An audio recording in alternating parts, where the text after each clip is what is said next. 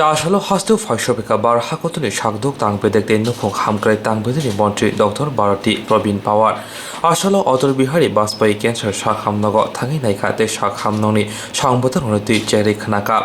আশাক সিমিয়া আসালো central স্টেরিলাইजेशन supply department ব ফিয়গৈরি চাখা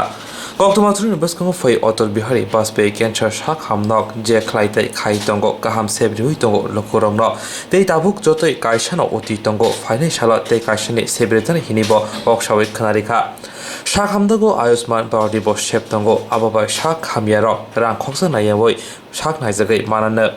आसामनि बांधवपुनो कारिब फाइमनजाखा एमएलए रतन चक्रवर्ती एनएसएम नि दागिफां डॉक्टर सिद्धार्थ शिव जयसवाल शाक हामदनि याक्सो सुपार डॉक्टर अरब्राय बर्मन खोपे कुबनि आदंग आज त्रिपुरा में अगरतला में Atal Bihari Vajpayee regional cancer centre को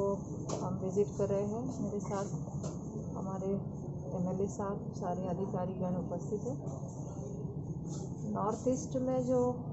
हेल्थ को लेके काम पिछले 7 सालों में लगातार चालू है। हमारे प्रधानमंत्री जी आदरणीय मोदी जी की ये इच्छा है कि यहाँ पे और सुविधाएं देने के लिए हमारी सरकार प्रतिबद्ध है और इस दिशा में ये कैंसर इंस्टीट्यूट का भी काम हो या बाकी भी मेडिकल सुविधाओं को लेकर काम हो या आगे जाने के लिए हम और क्या कर सकते हैं। और आज मैंने देखा कि ये सेंटर एक अद्ययावत सेंटर के रूप में काम कर रहा है, चाहे वो पेशेंट की स्क्रीनिंग को लेके कैंप करवाने हो, उनकी ट्रीटमेंट को लेके हो, यहाँ के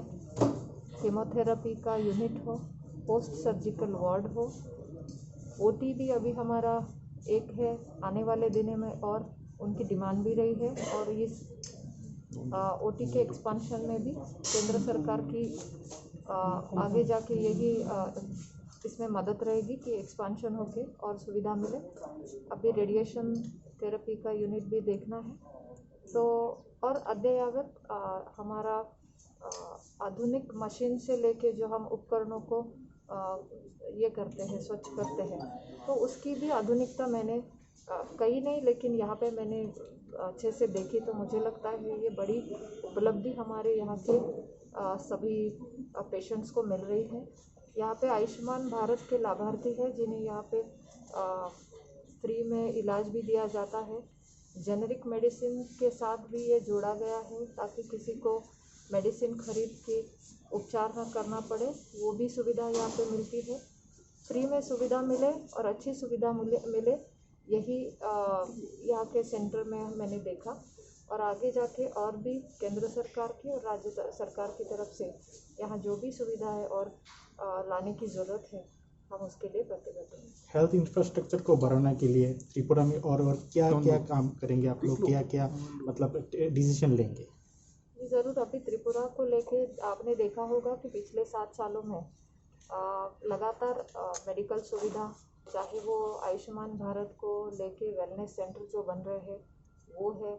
पीएचसी और सब सेंटर को इंफ्रास्ट्रक्चर में बूस्ट देना हो और काफ़ी मात्रा में केंद्र सरकार की तरफ से जो भी फंडिंग आती है तो वो 90% फंडिंग यहाँ पे हम देते हैं। एनएचएम की तरफ से भी है। अभी हाल ही में 23,000 करोड़ का पैकेज भी हुआ जहाँ की कोविड को लेके थोड़ा और थर्ड वेव को ध्यान में रखते हुए और सुविधा बढ़ानी चाहिए, इस हेतु यहाँ पे भी वो फंडिंग भी अलॉटमेंट हुआ है उस तरीके से कि जहाँ हर एक ज़िले में वो सुविधा मिले, पेडियाट्रिक यूनिट खुले, वहाँ पे एम्बुलेंस की सेवा हो, मेडिसिन की सेवा हो, पीएसए प्लांट, ऑक्सीजन पाइपलाइन, वो सारी सुविधाएं मिले यहाँ तक की केंद्र सरकार की योजना है। आने वाले दिनों में त्रिपुरा को ध्यान में रखते हुए और सुविधा बढ़ाने के लिए हम जरूर। प्रधानमंत्री ने अभी एक बात बताई, विजन हेल्थ फॉर ऑल, इसके बारे में क्या बताएंगे? हेल्थ फॉर ऑल ये संकल्पना लेके प्रधानमंत्री जी मोदी जी का यही कहना है कि हर एक नागरिक सुरक्षित हो, सुरक्षित रहे और उसके लिए उसके पास ही उसके गांव में ही जो सुविधा है वो और स्ट्रेंथन करे और सभी का उसमें ये रहे, चाहे वो आयुष मिनिस्ट्री हो, चाहे वो हमारा हेल्थ मिनिस्ट्री हो और वो वहाँ पे उपलब्धि हो मेडिसिन अवेलेबल हो, इसको लेके आगे और ये स्ट्रक्चर स्ट्रेंथनिंग के लिए केंद्र सरकार की तरफ से निधि आवंटित की गई है। और आने वाले दिनों में किसी को जैसे कि कहते हैं कि कोई वजह नहीं कि हमें इलाज नहीं हो रहा है, तो सबके लिए, सबकी सुरक्षा के लिए हेल्थ फॉर ऑल ये कंसेप्ट है। मैम, ये जो कैंसर हॉस्पिटल है नॉर्थ ईस्ट का सबसे बड़ा हॉस्पिटल है, बाहर से भी लोग यहाँ पर आ रहे हैं, इसको और भी मॉडर्नाइजेशन करने के लिए क्या क्या पदक्षेप आप लोग देंगे? जी ज़रूर, आपने बिल्कुल सही कहा कि ये सबसे बड़ा नॉर्थ ईस्ट का कैंसर इंस्टीट्यूट भी है। और जैसे कि आपने देखा पिछले दिनों में जब शुरुआत हुई थी 100 बेड का ही था, और अभी बढ़ा के उसको 200 बेड तक लाए हैं। आगे आने वाले दिनों में जैसे ही पेशेंट की यहाँ पे बाकी राज्यों से भी यहाँ पे पेशेंट आते हैं। मैंने अभी काफ़ी सारे पेशेंट अंदर देखे कि जो अलग अलग राज्यों से यहाँ पे ट्रीटमेंट लेने आ रहे हैं। तो ज़रूर आगे आने वाले दिनों में और एक्सपेंशन की ज़रूरत है, लेकिन अभी तो फ़िलहाल यहाँ पे ऑन्को सर्जन, ऑन्कोलॉजिस्ट और ओटी को लेके पहले सुविधाएं उपलब्ध करके और आगे आने वाले दिनों में भी एक्सपेंशन का ज़रूर विचार करेंगे। और हेल्थ मिनिस्ट्री की तरफ से और केंद्र सरकार इस पर ज़रूर ध्यान देके ये और अच्छे से लोगों को सुविधा देने के लिए तैयार है।